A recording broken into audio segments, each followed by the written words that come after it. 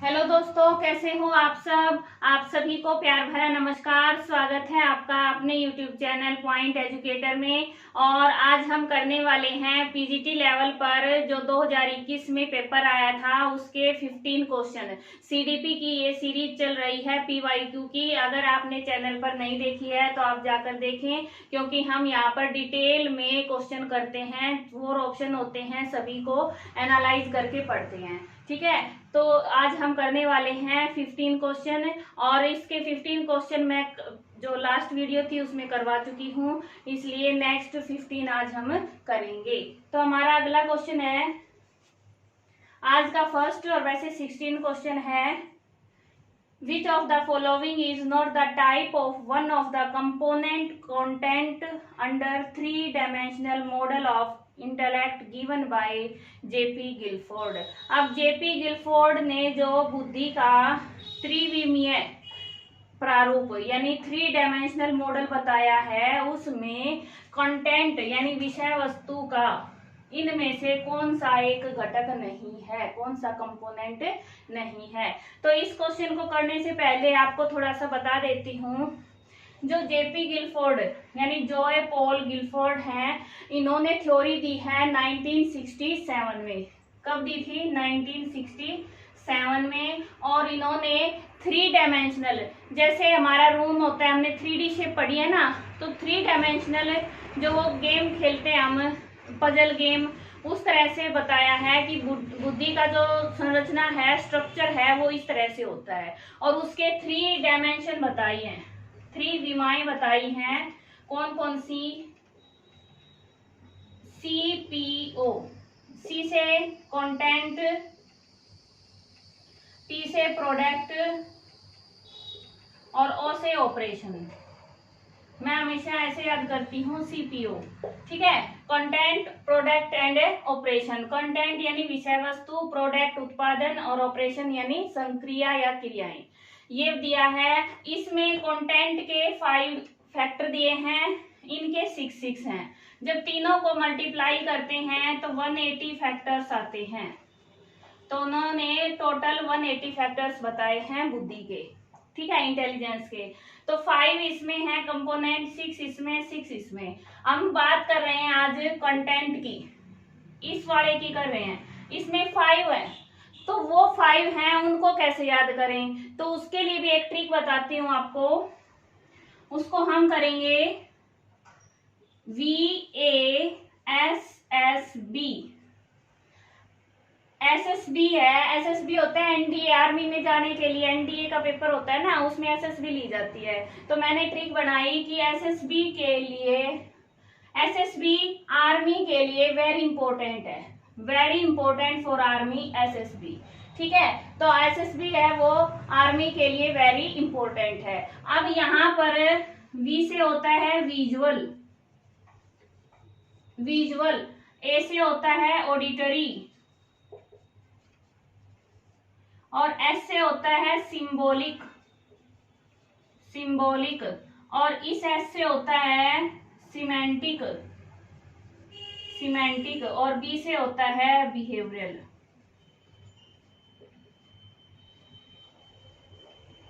ये होते हैं 5 कंपोनेंट, याद रहेगा। अब इसमें से कौन कौन से आए हुए हैं देखो। सिंबॉलिक आया हुआ है, सांकेतिक, बिहेवियरल आया हुआ है। अब ये दोनों है ना, इसमें से है। तो जो आकृतिक है ये विजुअल, विजुअल जो सामने दिखाई देते हैं, आकृति, फिगर दिखाई देती हैं, उसका नाम दे दिया इन्होंने फिगरल। तो इसको हम F भी कर सकते हैं। तो ये तो और इजी हो गया। For army SSB very important. ठीक है, तो ये F भी लिख सकते हैं, V भी लिख सकते हैं। तो ये भी है। इसमें हमारा बचा प्रणाली, तो सिस्टम है, ये इसका कंपोनेंट नहीं है। ऑप्शन बी हमारा राइट हो जाएगा, इसका नहीं है पूछा है। और है तो ये इसी थ्योरी से, सिस्टम है ये इसी थ्योरी से है, लेकिन ये किसका कंपोनेंट है? ये है प्रोडक्ट का। किसका है? प्रोडक्ट का। तो आपको याद रखना है, और इसकी एक वीडियो अलग बनाने वाली हूं मैं, जिसमें ये थ्योरी करवाऊंगी। और आपको ये 3 डायमेंशन है, इसके 6 जो ये हमारे कंपोनेंट हैं, इनको पूरा डिटेल से बताऊंगी। ठीक है, अब विजुअल में दृष्टि, या दृश्य कह सकते हैं। ऑडिटरी श्रवण सुनने संबंधित, और ऐसे सिंबॉलिक सांकेतिक संकेत द्वारा, और सिमेंटिक शाब्दिक द्वारा शब्दों से, और बिहेवियरल व्यवहार से। तो ये सारे क्या है कंपोनेंट किसके हैं, विषय वस्तु के हैं, कंटेंट से। ठीक है, समझ आया। नेक्स्ट क्वेश्चन देखो। नेक्स्ट क्वेश्चन है the mental activities associated with thought, decision making, language and other higher mental processes is called. अब मैं बार बार आपको कॉग्निटिव थ्योरी करवाई जब भी बताया था आपको कि ये सभी जो मेंटल प्रोसेस होते हैं ये किससे शामिल होते हैं, ये होते हैं संज्ञान, कॉग्निशन। तो ऑप्शन 2 हमारा राइट हो जाएगा। ठीक है, विचार करना, निर्णय लेना, भाषा सीखना, तो ये सब किससे, हमारे माइंड से। मानसिक क्रियाएं, तो मानसिक क्रियाएं सारी किससे संबंधित होती हैं, कॉग्निशन से रिलेट करती हैं, याद रहेगा। नेक्स्ट देखो, और अगर ये पूछ ले कि किस ब्रांच में इसका अध्ययन किया जाएगा तो कॉग्निटिव साइकोलॉजी। ठीक है, नेक्स्ट क्वेश्चन है हमारा, ये मैंने बोर्ड पे लगाया है, लिखने में काफी टाइम लगता क्योंकि सारी स्टेटमेंट दे रखी थी। तो निम्नलिखित में से कौन सा आधुनिक मनोविज्ञान का व्यवहारिक दृष्टिकोण है। Which of the following is behavioural perspective of modern psychology. Modern psychology जो आधुनिक अभी जो पढ़ी जा रही है उसमें किस पर फोकस किया जाता है। तो फर्स्ट है हमारा focuses on overt behaviour, focuses on cognitive process, focus on biological events, और फोकसेज ऑन क्रिटिक्यू ऑफ मेल बायस। तो इसमें किसका अध्ययन किया जाता है, फोकस ऑन ओवर्ट बिहेवियर, जो हमारा सामने व्यवहार दिखता है ना उस पर ज्यादा ध्यान दिया जाता है।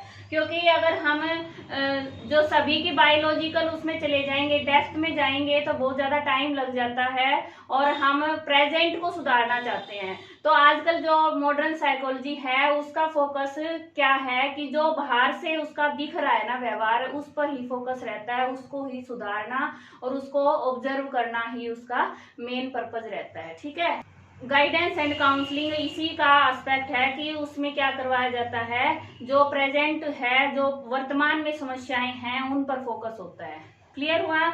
नेक्स्ट क्वेश्चन है, नेक्स्ट क्वेश्चन भी बहुत इजी है और मैंने इसे बोर्ड पर लगाया है। मनोविश्लेषणात्मक विधि के जनक कौन थे। Who was the profounder of psycho analytical method. इससे इजी क्वेश्चन नहीं आ सकता। कौन है मनोविश्लेषणात्मक के, सिगमंड फ्रॉइड। ठीक है, सिगमंड फ्रॉइड। नेक्स्ट है हमारा, अब नेक्स्ट क्वेश्चन है अकॉर्डिंग टू स्टैनफोर्ड बिने IQ scale what is the IQ range of low mentally retarded children. अब इन्होंने इस क्वेश्चन में लो, न्यून मानसिक मंदता ये पूछा था, लेकिन ये जो दे रखे ना ऑप्शन ये सारे ही न्यून मानसिक मंदता के हैं। तो इसका सबको बोनस मिला था पॉइंट। ठीक है, सभी को दे दिया था एक एक नंबर। अगर यहाँ पर कैटेगरी देते तो हम कुछ बता पाते, क्योंकि जैसे एवरेज से अबोव होते हैं, गिफ्टेड बच्चे होते हैं, अबोव एवरेज होते हैं, ऐसे ही जब मंदता वाले बच्चे होते हैं, मेंटली रिटार्डेड होते हैं, उनकी भी क्या होती है, ये सीक्वेंस होती है, उनमें भी अलग अलग कैटेगरी होती है। माइल्ड, मॉडरेट, सीवियर, प्रोफाउंड, ये सब होता है। तो इसमें अलग अलग होंगी और वो मैं आपको टेबल से समझाऊंगी। ठीक है, और दूसरी बात एक और बताती हूँ, यहाँ मानसिक मेंटल रिटार्डेड जो शब्द है ये अब यूज नहीं होता, इंटेलेक्चुअल डिसेबिलिटी यूज होता है। इसकी जगह बुद्धि क्या है, इंटेलेक्चुअल डिसेबिलिटी। ठीक है, ये मानसिक मंदता पहले यूज होता था, अब नहीं होता, इस पे अब रोक लग गई है। अब इसके बारे में टेबल बताती हूँ। अब इस क्वेश्चन में देखो कि एवरेज है वो है 90 से 109। ठीक है, 109 तक है आईक्यू, तो वो एवरेज में रहेगा, नॉर्मल रहता है। फिर है बिलो एवरेज, अगर 80 से 89 है तो बिलो एवरेज हो जाएगा। उससे अगले 10 है वो बॉर्डर लाइन पे होंगे। और बिलो 70 क्या होता है, मानसिक मंदता होती है। ठीक है। मेंटल रिटार्डेड या इंटेलेक्चुअल डिसेबिलिटी कहाँ से शुरू होती है? बिलो 70 से नीचे होते हैं उनमें होती है। तो माइल्ड इंटेलेक्चुअल डिसेबिलिटी किस में होगी? 51 से 70। और ये कई बार अलग अलग बुक में अलग अलग मिलता है, ठीक है, क्योंकि अलग अलग टेस्ट के लिए अलग अलग बना दी गई है, स्केल बना दिए, तो अलग अलग भी होता है। कई जगह 55 से दिया होता है, कई जगह 51 से दिया होता है, तो आप कंफ्यूज मत होना, लेकिन ये सीक्वेंस है, ये ऐसे ही रहेगी, ठीक है।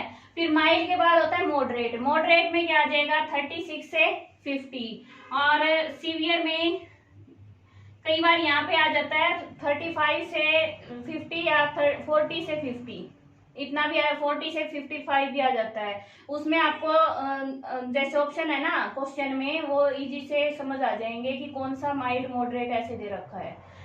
अब सीवियर में 21 से 35 और प्रोफाउंड होते हैं बिलो 20, यानी पहले इसके लिए इडियट शब्द का यूज होता था, आजकल प्रोफाउंड है इसका। तो प्रोफाउंड होते हैं बिलो 20, जो बिल्कुल ही कुछ नहीं कर पाते, ठीक है। तो इस तरह से इनकी कैटेगरी डिवाइड की गई है, इसीलिए इस क्वेश्चन को विड्रा कर लिया गया था और सबको बोनस का 1 नंबर मिला था। नेक्स्ट देखो, नेक्स्ट क्वेश्चन है वो मैंने साइड में लगाया है, मनोविज्ञान की शाखा जो यह अध्ययन करती है कि लोग पूरे जीवन काल में शारीरिक, संज्ञानात्मक और सामाजिक रूप से कैसे बदलते हैं कहलाती है। A branch of psychology which studies how people change physically, cognitively and socially over the entire life span is known as. अब आप पढ़ते हो, आपको पढ़ाया जाता है कि डिफरेंट स्टेज में कैसे विकास होता है, पढ़ाया जाता है ना। तो ये हमारी कौन सा फील्ड है? ये है विकासात्मक मनोविज्ञान, डेवलपमेंटल साइकोलॉजी। ऑप्शन 3 है वो इसका राइट आंसर होगा, ठीक है। और इसके बाद जैसे क्लिनिकल साइकोलॉजी है, क्लिनिकल में ज्यादातर जो डिसेबिलिटी से रिलेटेड होते हैं, मेंटल डिसऑर्डर होते हैं, उनका स्टडी किया जाता है। और काउंसलिंग में उनका रेमेडियल, यानी जो भी रेमेडियल उसको निदानात्मक कहते हैं, परामर्श दिया जाता है उनको।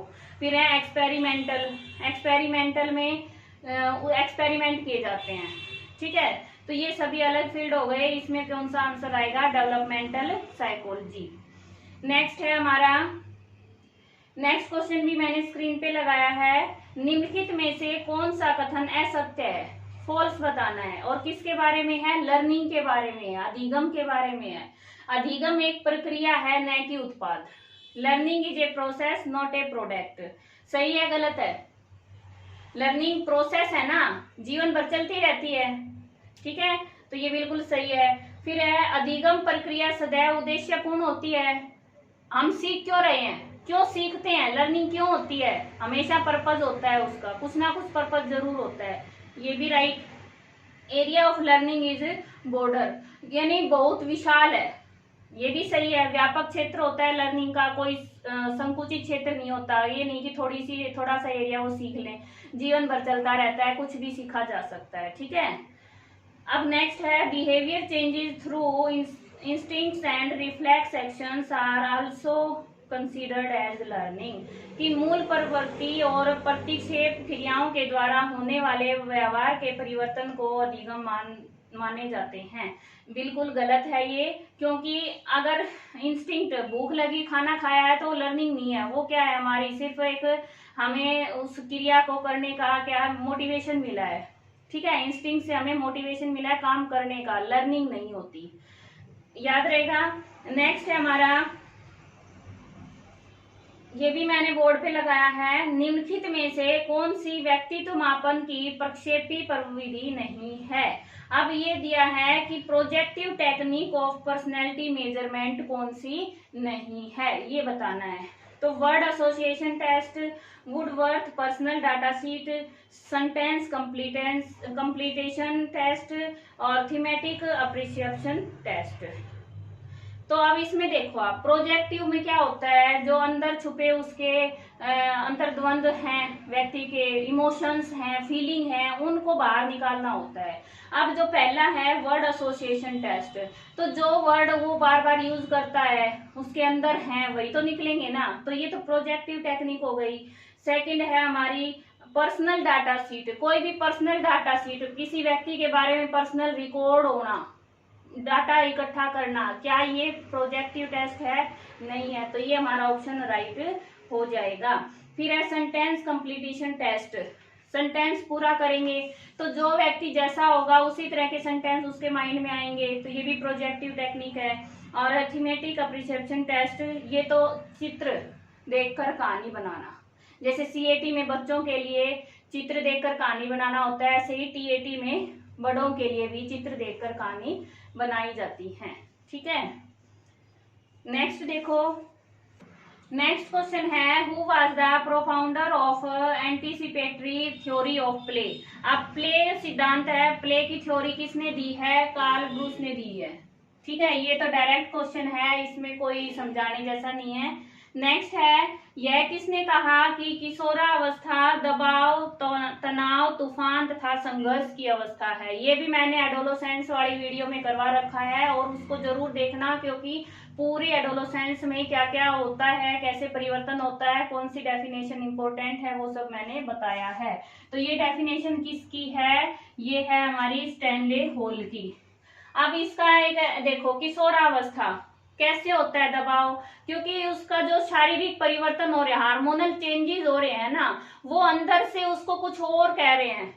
ठीक है, विपरीत सेक्स के प्रति क्या होती है, उसकी कुछ इच्छाएं होती हैं, लेकिन वो दबाना चाहता है उनको। क्यों? क्योंकि उसको कैरियर बनाना है, समाज के विरुद्ध काम नहीं कर सकता, समाज के लिए वो उपयोगी काम करने के लिए उनको अपने संघर्ष के साथ दबाता है। ठीक है, अंदर जो उसके अंतर्द्वंद चलते हैं उनको वो दबाना चाहता है। तनाव, तनाव रहता है, टेंशन में रहता है ना, कभी गुस्सा आता है, कभी कुछ मूड स्विंग ज्यादा रहते हैं। फिर है तूफान की अवस्था है, अग्रेशन बहुत ज्यादा होता है, कुछ भी कर सकते हैं, तभी कहते हैं अगर युवा भड़क जाएं तो कुछ भी हो सकता है। फिर है संघर्ष की अवस्था, इसी तरह उसको अपनी कैरियर बनाने में संघर्ष लगता है, वो अपना कैरियर पर फोकस करता है और स्ट्रगल करता है। तो ये सभी किसने कहा है? ये स्टैनले हॉल ने कहा है। और अभी की जो ताजा घटना है जो चंडीगढ़ में हुआ है, शायद अगर न्यूज देखते होगे तो उसमें देखो ये इसी कारण हुआ है कि जो एडोलेसेंस हैं वो अपने उस दबाव को, अंतर्द्वंद को सहन नहीं कर पाते आजकल, क्योंकि मीडिया है वो उनको ज्यादा हवा देता है। फोन में ऐसी ऐसी वीडियो वायरल पहले हुई हैं और भी होती रहती हैं, वो देखते हैं बच्चे तो वैसा ही करने की इच्छा रहती है। इसीलिए ये सब हो रहा है, क्योंकि मोरल जो वैल्यूज हैं वो कहीं ना कहीं हमारी दमित होती जा रही हैं सोसाइटी से। तो अपने आप पर कंट्रोल करो, बच्चों पर करो, आसपास के माहौल को आप अच्छा बना सकते हो। ये जिम्मेवारी हमारी खुद की है। खुद भी ना गलत देखो और ना दूसरों को इसके बारे में शिक्षा दो, बल्कि अपने घर में बच्चे हैं तो भी उनसे ये देखो कि फोन में वो क्या देख रहे हैं। ठीक है, नेक्स्ट है हमारा, नेक्स्ट क्वेश्चन है, ये मैंने साइड में लगाया है, निम्नलिखित में से कौन सी किशोरावस्था की विशेषता नहीं है? एडोलेसेंस की कैरेक्टरिस्टिक नहीं है पूछा है, तो इसमें ये भी उसी वीडियो में कवर हो गया है। दीवा सौपन देखने की प्रवृत्ति बढ़ती है। अब मैंने पहला ऑप्शन छोड़ दिया, देखो, weight of muscles is 20% of total weight of body. क्या युवा अवस्था में आप भी हैं, उससे निकल चुके हैं और आपने देखा होगा कि क्या हमारी जो मसल्स होती हैं वो बचपन में जो होती हैं उसके जैसे ही होती हैं, ज्यादा स्ट्रोंग होती है ना, ज्यादा यानी मोटापा बढ़ता है, हल्का सा मैच्योरिटी आती है एडोलेसेंस में, तो क्या होता है, ये कुल भार के 20% नहीं होता, ये लगभग 40% हो जाता है। तो हमारा ऑप्शन 1 है, ये हमारा राइट रहेगा यहाँ पे, क्योंकि विशेषता नहीं है पूछा है। ठीक है, तो ऑप्शन 1 आएगा। नेक्स्ट देख लेते हैं, tendency of day dreams increased. दिवा सौपन देखते हैं, सभी देखते हैं, बड़ा हो कैसे करूंगा, मैं ऐसे करूंगा, ऐसे करूंगी। ठीक है, वोकेबलरी टू इंक्रीज, वोकेबलरी भी बढ़ती है, शब्दकोश बढ़ता है। ठीक है, mental abilities reach at their highest level. Jean पियाजे ने क्या बताया? हायर लेवल, हाईएस्ट लेवल कब होता है? एडोलेसेंस में होता है। ठीक है, तो ये सभी हमारे 3 ठीक हैं, पहला है वो गलत है। नेक्स्ट क्वेश्चन देखो, नेक्स्ट क्वेश्चन है, ये मैंने पूरा बोर्ड पे हिंदी इंग्लिश दोनों में लिख दिया है, क्योंकि चेंज होता रहेगा तो आपका भी ध्यान रहेगा कि कैसे क्वेश्चन करना है। निम्न में से कौन सी व्यक्तित्व मापन की प्रक्षेपी तकनीक है? Non projective technique of personality measurement. अब इन्होंने नॉन प्रोजेक्टिव पूछा है, तो प्रोजेक्टिव हमें पता है कौन कौन सी होती है, शब्द साहचर्य, वर्ड एसोसिएशन, इसी पेपर में आया था, ये अभी करवाया है मैंने, है ना। तो शब्द साहचर्य वही होता है एसोसिएशन, तो ये हमारी क्या है, प्रोजेक्टिव है। फिर है रचना, कंस्ट्रक्शन, या तो शब्द रचना आ जाएगा, वाक्य रचना, या फिर चित्र पूर्ति करना, चित्र बनाना, तो ये भी प्रोजेक्टिव। पूर्ति, कंप्लीट, वाक्य पूर्ति करना, ये भी, या पिक्चर पूरी करना कोई भी, तो ये सारे प्रोजेक्टिव हैं। तो नॉन प्रोजेक्टिव कौन सा रह गया, बी, सोशियोमेट्रिक। ठीक है, सोशियोमेट्रिक मैंने बताया था कि क्या था इसमें, कि जो समाज में कितना एक्सेप्टेंस है किसी व्यक्ति की, स्टेटस क्या है, कितने लाइक करते हैं, कितने डिसलाइक करते हैं, वो सब हमारा सोशियोमेट्रिक से पता करते हैं। अगला क्वेश्चन देखो, नेक्स्ट क्वेश्चन देखो, which of the following is the highest level in hierarchical theory of learning given by गैने। Screen पे मैंने हिंदी में भी लगा दिया है कि गैने द्वारा प्रदत्त अधिगम सोपानिकी सिद्धांत का उच्चतम स्तर क्या है। गैने की थ्योरी में सबसे हाईएस्ट लेवल पर कौन सी लर्निंग होती है? तो इसका ऑप्शन ए है वो राइट होगा, प्रॉब्लम सॉल्विंग लर्निंग। अब मैंने ये बोर्ड पे इसलिए नहीं लिखा कि यहाँ पर मैं समझाऊंगी आपको कि कितनी लर्निंग टाइप दी है गैने ने। तो गैने ने दी है 8 लर्निंग टाइप।